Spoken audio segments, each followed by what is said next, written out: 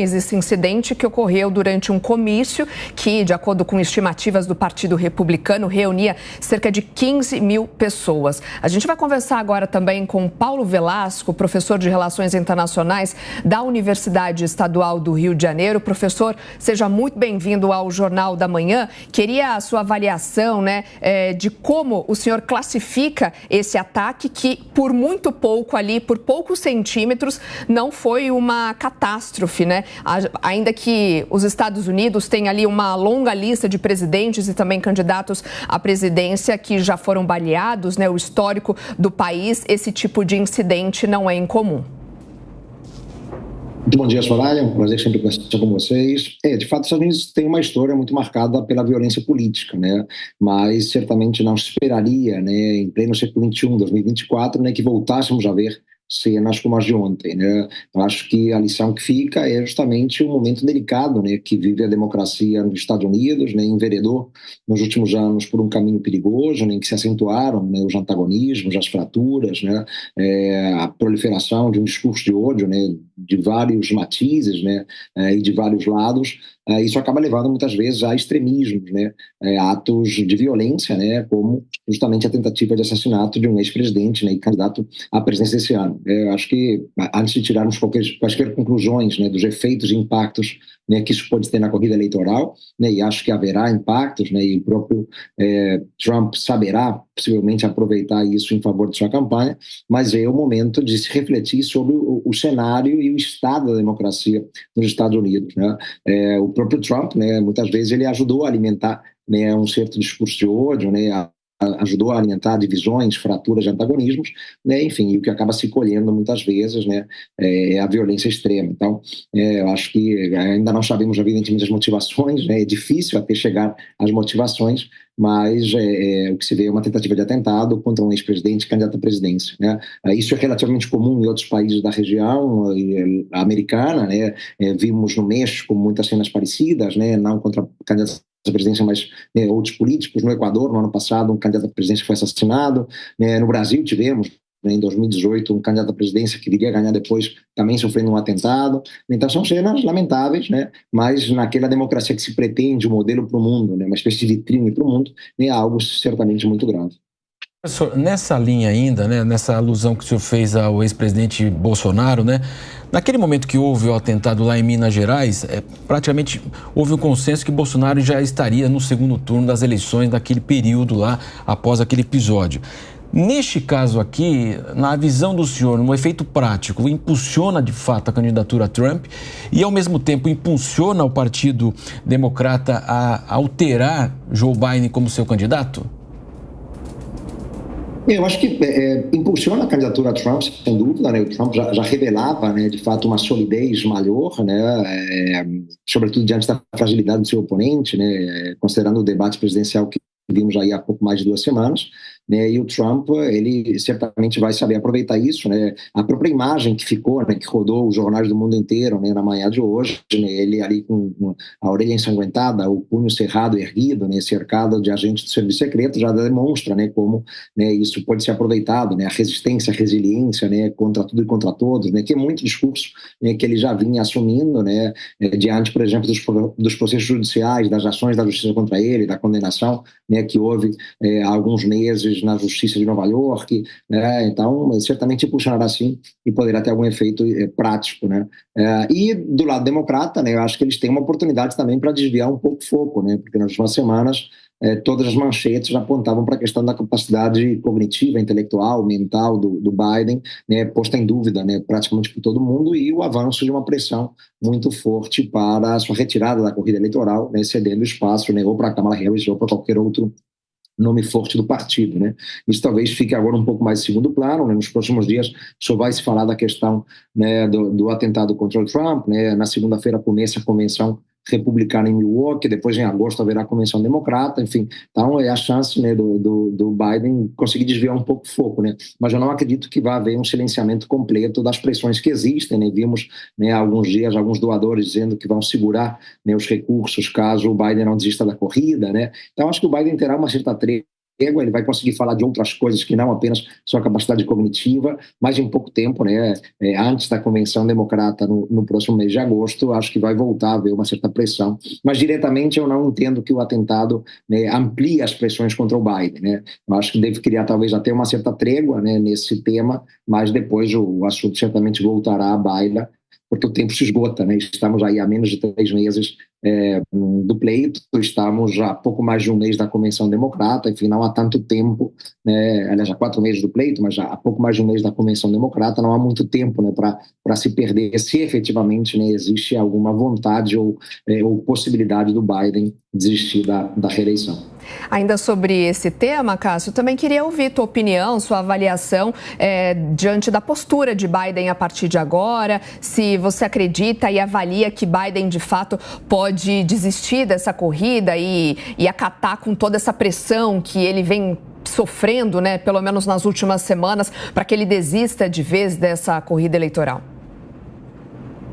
Soraya, apesar das circunstâncias, é impossível nós dissociarmos essa situação e de um eventual vencedor, de um eventual crédito que o Donald Trump obtenha a partir do atentado de ontem. E, obviamente, quando a gente olha para isso, nos resta analisar também a situação do Joe Biden. O Biden, o professor bem disse, vem sofrendo um desgaste nos últimos meses, não só um desgaste dos seus eleitores, mas um desgaste interno do próprio Partido Democrata, porque a viabilidade da candidatura do Biden vai diminuindo na medida que ele vai cometendo essas gafes que nós temos acompanhado. Mas também há certos entraves jurídicos na substituição do Joe Biden. Como já foram feitas doações, e o professor também bem disse, essas doações são vinculadas àquela chapa, àqueles candidatos. Então, a única substituição plausível neste momento se daria pela Kamala Harris. E não há, no próprio Partido Democrata, uma certeza quanto à musculatura eleitoral da Kamala Harris. Então, eu acho que essa incerteza, esse cenário nebuloso está permeando o Partido Democrata e já há democratas que dão como perdidas estas eleições de 2024. Eles vão encarar os próximos anos como uma tentativa de reconstrução. Queria perguntar para o professor Niemeyer, professor, com o advento, de fato, das redes sociais, a postura política muda completamente, não apenas no Brasil, mas no mundo, e há uma cobrança do eleitorado, do público, de posições fortes, esse perfil mais forte do candidato, ele não tem meio termo, ele tem que tomar lado em determinadas situações. Isso também impulsiona, que pode ser levada à violência, professor? Bom, Marcelo, primeiro eu queria cumprimentar o professor Paulo Velasco, meu amigo, para ficar até mais fácil, porque eu não vou precisar falar muito, vou deixar a entrevista com ele, né? Então eu vou poder economizar minha voz aqui, porque ele se colocando já está explicada, né? O cenário fica explicado muito bem, né? Conceitualmente, factualmente. Então, um abraço ao meu amigo, professor Paulo Velasco. O que está acontecendo com as democracias no mundo é que as democracias estão sendo representadas por políticos com muita cara, né? Uma cara muito... A cara do político está muito exagerada, né? E como as mídias sociais hoje cobrem o evento 24 horas por dia, o evento político, a cena política, cada vez mais a democracia está perdendo caráter institucional e ganhando um caráter personalista demasiado, em todos os países do mundo. Então, vamos falar das democracias, porque aí fica mais... Nas ditaduras, nos regimes autoritários, aí que vale é a cara do líder, né? Mas em democracias, não deveria ser assim. Você deveria resgatar as democracias a partir de políticos ou lideranças que fossem menos, que mostrassem menos a cara e mais o programa, né? Mais o programa. Mas como não é assim, infelizmente, né? Nós temos que conviver com personalismos exagerados o tempo todo, em várias democracias do mundo. Nós temos que tentar organizar a estrutura eleitoral, política eleitoral, mesmo da vida republicana e democrática, a partir de opções. Quanto mais opções nós tivermos, talvez seja uma maneira de você abrandar esse radicalismo na figura do líder messiânico, seja para lá, seja para cá, seja à esquerda, seja à direita, né? Então é muito importante a pluralidade do processo político eleitoral. Nos Estados Unidos tem essa questão, que é a questão do bipartidarismo, né? Isso pode levar, num momento como esse, de muita exposição na mídia, a que os partidos escolham candidaturas com muita cara. Nesse sentido, há uma diferença na eleição norte-americana. Biden está muito pouco à vontade a partir da sua imagem, até pela fraqueza física que demonstra.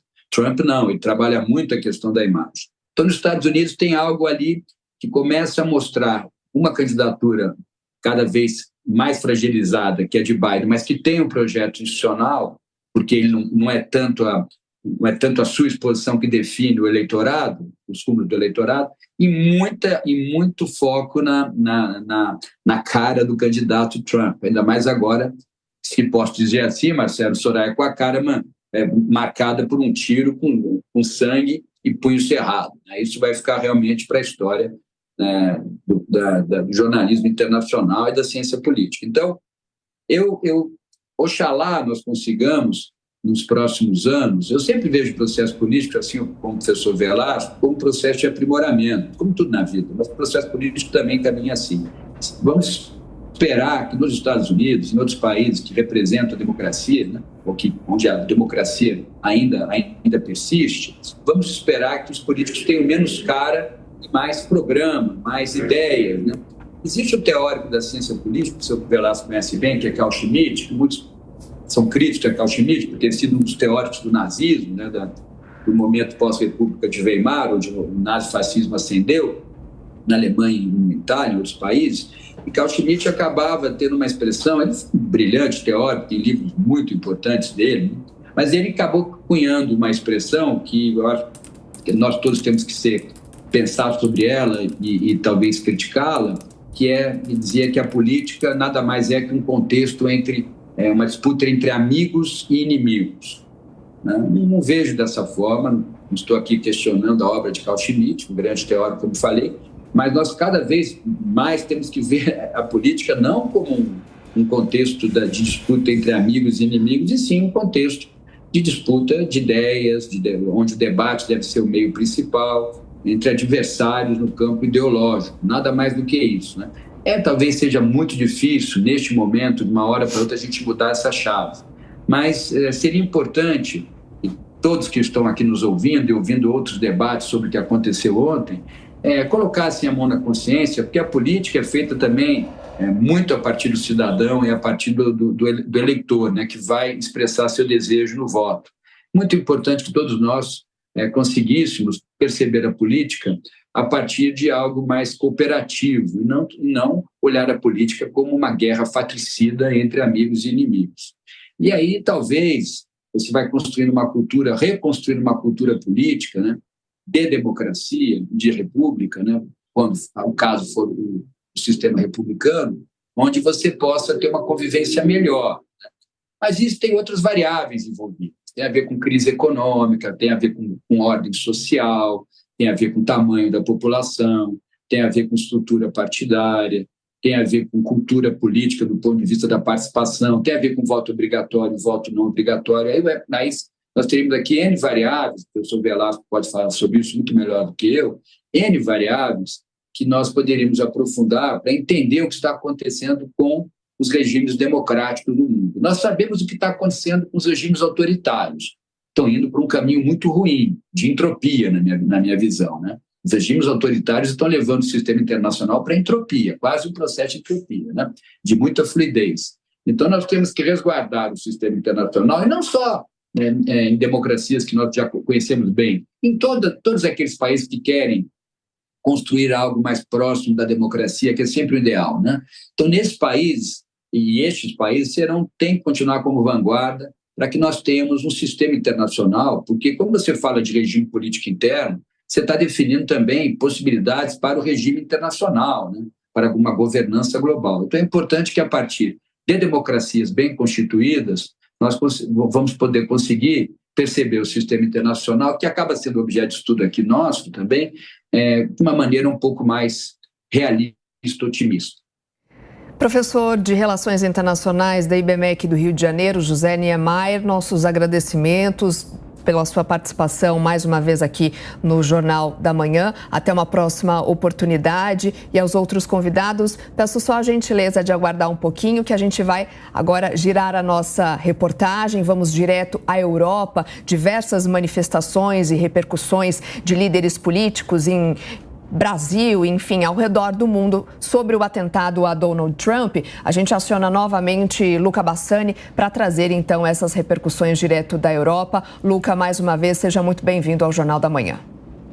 Bom dia também a você, Soraya, a todos que nos acompanham nesta cobertura extensa sobre o atentado contra o ex-presidente e candidato Donald Trump aqui na Europa. Nós já trouxemos de manhã um pouco sobre análise política, como os políticos do continente têm analisado com preocupação o fato de um dos principais candidatos ter chegado muito próximo de ter um acidente muito grave, né?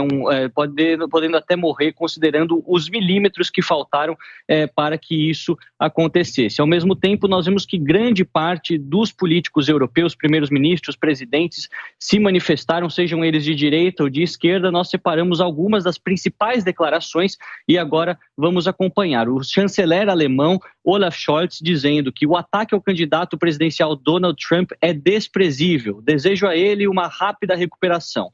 Meus pensamentos também estão com todos os afetados pelo ataque. Tais atos de violência ameaçam a democracia.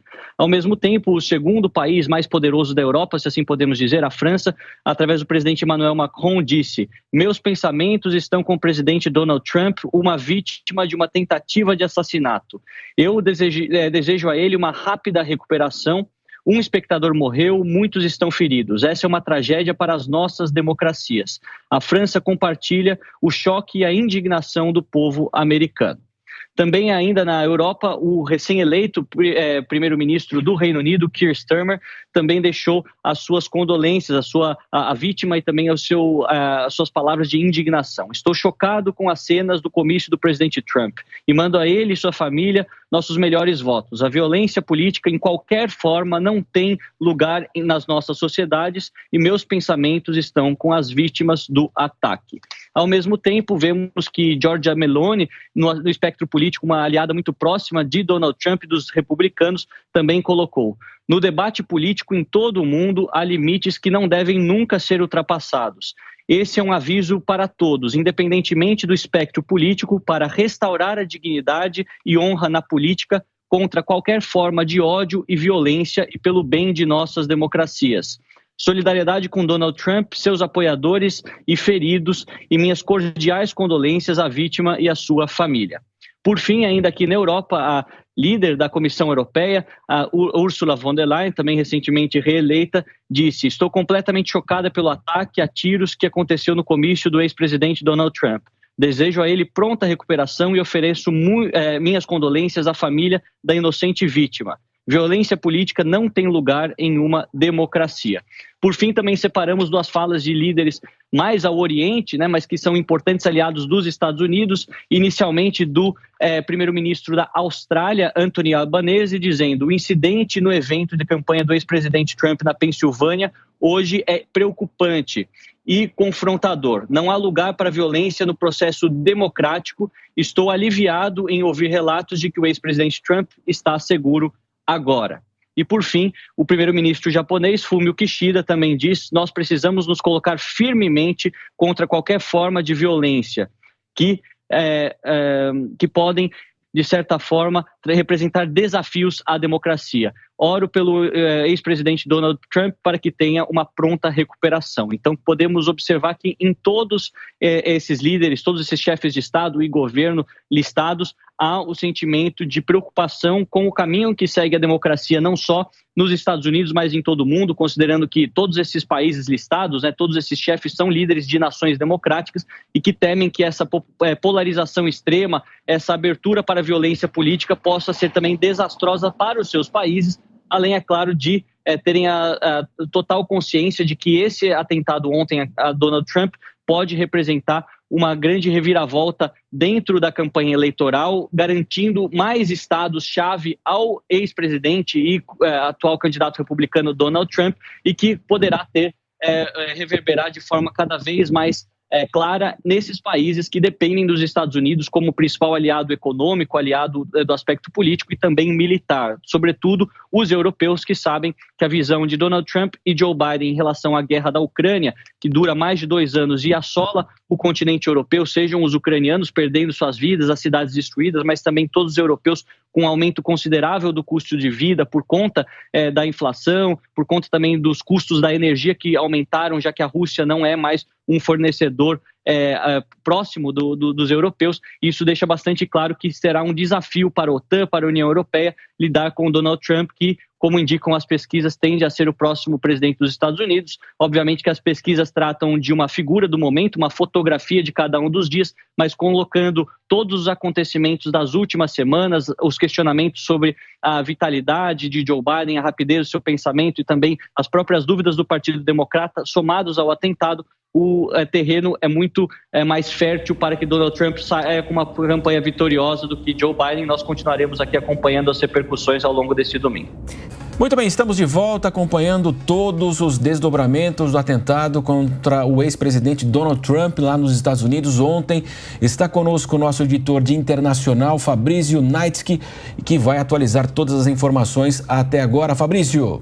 Matos, o FBI, a Polícia Federal Americana, divulgou agora há pouco uma atualização envolvendo a investigação sobre a tentativa de assassinato contra o ex-presidente Donald Trump na noite de ontem. Eles dizem o seguinte, abre aspas, o FBI identificou Thomas Matthew Crooks, de 20 anos, da cidade de Bethel Park, na Pensilvânia, como alvo de uma tentativa de assassinato contra o ex-presidente Donald Trump na noite de 13 de julho em Butler, também na Pensilvânia. Esse caso permanece como uma investigação ativa e qualquer pessoa com uma informação pode auxiliar o FBI e encoraja, inclusive, o envio de fotos e vídeos para o site do FBI, também um número de telefone específico que foi disponibilizado pela Polícia Federal Americana para receber informações sobre este caso. Agora há pouco, enquanto o Luca Bassani trazia para a gente a repercussão internacional vinda lá da Europa, o Vaticano divulgou também um comunicado, emitiu um comunicado expressando preocupação em relação a essa tentativa de assassinato contra Donald Trump. A nota do Vaticano diz o seguinte, abre aspas, a Santa Sé expressa sua preocupação após o episódio de violência da noite passada que fere as pessoas e a democracia, causando sofrimento e morte, fecha aspas. Esse é o comunicado emitido pelo Vaticano. Muito possivelmente a gente pode ter também uma fala direta do Papa Francisco no seu encontro semanal com os fiéis lá na Praça de São Pedro, no Vaticano. Matos. Obrigada, Fabrício, por enquanto. E olha só, a informação que chega é que ao documentar o comício de campanha na Pensilvânia no sábado à tarde, que se transformou no atentado contra a vida do ex-presidente Donald Trump, Doug Mills, um fotógrafo veterano do New York Times, conseguiu captar a imagem de uma bala que passou ali bem perto, da cabeça de Donald Trump. A avaliação da imagem foi feita, então, por um agente especial do FBI que passou 22 anos na agência.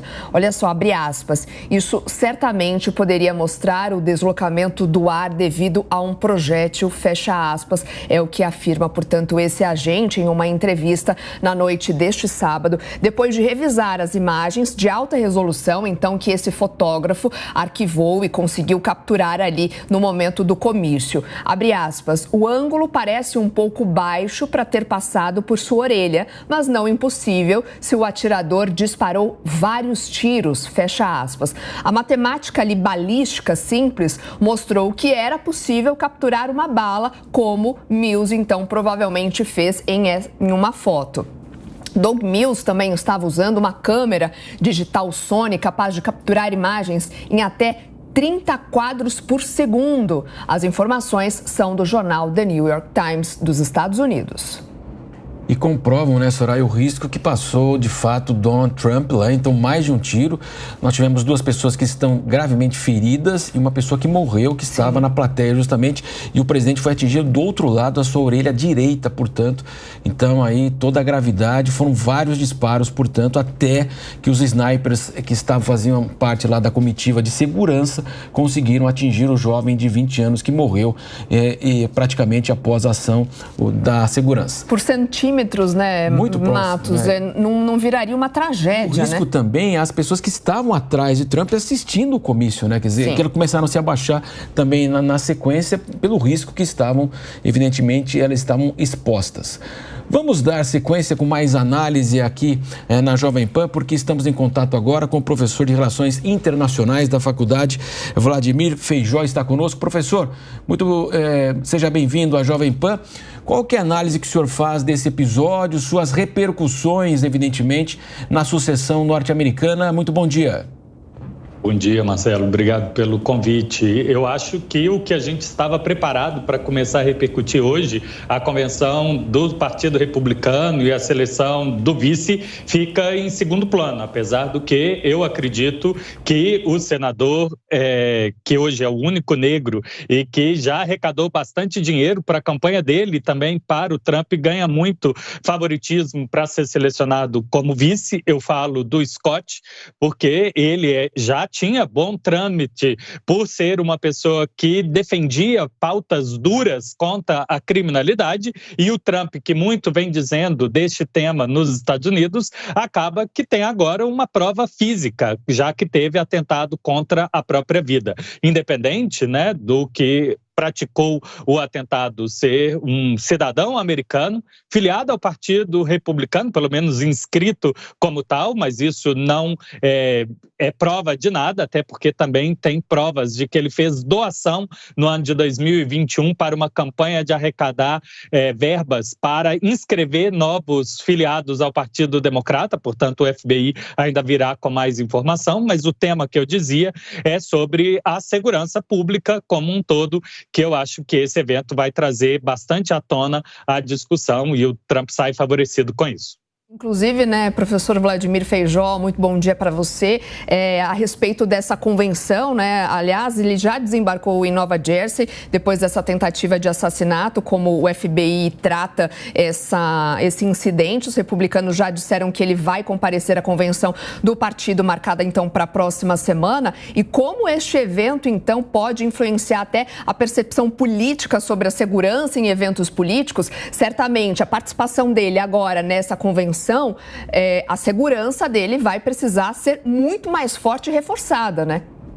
É isso mesmo, Soraya. Muito se falava dos perigos de instabilidade da convenção do Partido Democrata, por manifestações contra o Joe Biden e manifestações internas mesmo pela falta de democracia na seleção do candidato, já que eles cancelaram muitas das primárias dentro do partido. Já agora, do lado do Partido Republicano, depois que o evento aconteceu, o FBI veio à tona dizendo que já sabia que existia ameaças de instabilidade na convenção do Partido Republicano, que tinha reforçado a segurança nos eventos do Donald Trump, mas agora também vai ter que dar satisfações. Afinal, em transmissão ao vivo de uma emissora famosa do Reino Unido, a BBC, espectadores dessa convenção aí disseram que ficaram por minutos avisando a segurança que havia alguém no telhado e que não viram nenhuma movimentação. Do meu lado de cá, a segurança faz o que normalmente faz, né? Acompanha a movimentação e age quando julga necessário. Claro que depois de 5 tiros, eliminar o atirador ainda assim é um risco muito grande, né? Afinal, pessoas morreram, mais pessoas poderiam ter morrido ainda. Mas como você chamou a atenção, Soraya, eu acho que todo o sistema de segurança será reforçado, porque um caso pode gerar aqueles que buscam imitar e buscar notoriedade pelo seu nome, tentarem repetir esse tipo de prática. E esse é sempre o debate que é feito na imprensa, né, para todos os nossos comentaristas, né? Essa divulgar análise, ou né, não divulgar. Divulgar ou não divulgar, né? Mostrar a imagem ou não, isso principalmente nos atentados terroristas, e fica essa questão. Mas eu queria colocar o professor, né? Exato, né, o Paulo Nolasco, para falar a respeito, né? Nós temos ali um rifle AR-15 envolvido, uma bandeira democrata, né? Ou seja, dos opositores de Trump, é justamente essa questão das armas, professor. E como disse o professor também conversando conosco, né, a possibilidade de uma replicado, né, que esse ato possa ser replicado, infelizmente. A sociedade americana é uma sociedade sempre muito permeável, né, a atos de violência, né, com o uso de armas de fogo, né, muitas vezes, né, provocando massacres, né, que são recorrentes, né, como bem sabemos. É claro que não, né, numa tentativa de magnicidio, de assassinato de um ex-presidente candidato à presidência, né, mas claro que isso pode também reforçar o debate sobre a questão das armas nos Estados Unidos, né, a gente bem sabe, né, que do lado republicano existe uma postura, né, mais favorável, né, a essa liberalização ampla, né, que marca a sociedade americana desde os primórdios, né, da possibilidade de posse de armas, mas de outro lado, claro, traz também a questão da criminalidade, né, da violência, né, que é uma pauta importante para o Trump e para o Partido Republicano. Então, há os dois lados aí, né? Então, de um lado, os democratas podem levantar a questão das armas, né? Já houve algumas tentativas, né, ali no governo Barack Obama, né, de mexer um pouco com isso, né, mas aí impacta, né, nas famosas emendas, né, que garantem ao cidadão americano, né, a possibilidade de se defender, né, uma terra que preza muitas liberdades, né, então o cidadão seria livre também, né, para poder ter a sua arma e defender sua propriedade, por exemplo, né? Então, me toca muito no que foi a fundação dos Estados Unidos, né, ainda ali, né, no final do século XVIII, quando a Constituição americana é aprovada, né? Mas a questão da criminalidade é uma bandeira importante para o Trump, o combate à criminalidade, enfim, a baixa tolerância zero, né, contra esse tipo de prática.